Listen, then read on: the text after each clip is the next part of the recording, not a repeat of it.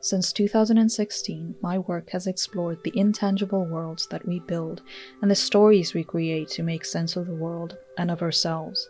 I'm very interested in the fictions that we wrap ourselves in order to feel comfortable in the world.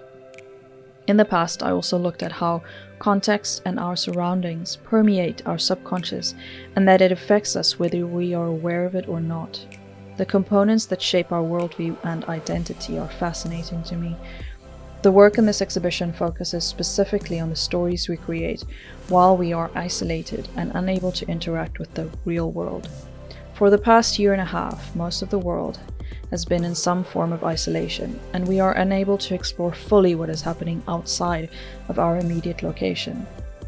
We put a lot of faith in the information broadcast to us through our phones and TVs.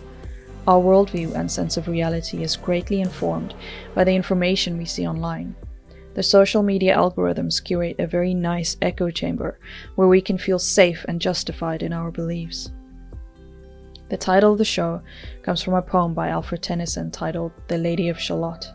In the poem, a lady is trapped in a tower and cursed to only view the world through the reflection in a mirror. She spends her days weaving colorful tapestries. Then one day, she sees Lancelot and turns her gaze to look at him directly.